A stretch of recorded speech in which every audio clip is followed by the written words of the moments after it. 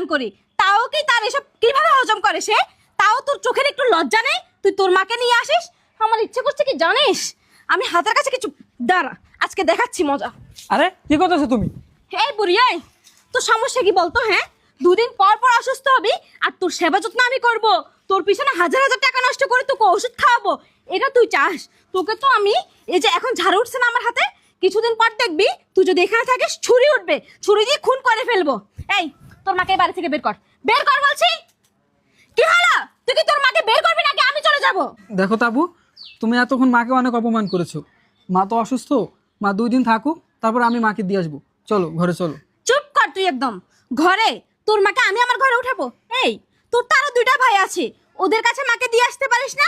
ওদের কাছে তো তোর মায়ের ঠাঁই হয় না, কারণ কেউ তোর এই বুড়ো মায়ের সেবা যত্ন করবে না, তাকে বসায় বসায় খাওয়াবে না।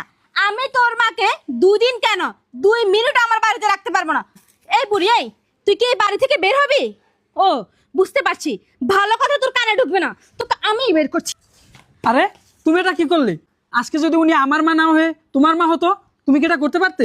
আমার মা হবে মানে? আমার মা যদি হতো তাহলে এতক্ষণে তাকে ঘরে নিয়ে আদর যত্ন করে রান্না বান্না করে খাওয়াতাম। তোর মা দেখেই তো এরকম ঘাট ধাক্কা দিয়ে ফেলে দিয়েছি।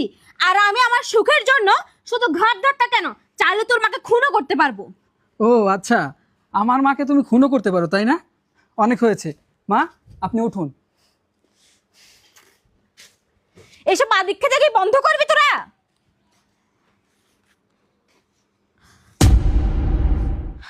আরে মা, মা তোমার এই অবস্থা কেন? হ্যাঁ তুমি এখানে এই বেশে? ছাড়, আমাকে ছুবি না, দূরে সরে যা। দেখেছেন তো মা, আমি আপনাকে বলেছিলাম না আপনার মেয়ের আচার আচরণ ব্যবহার কোনো কিছুই ভালো না।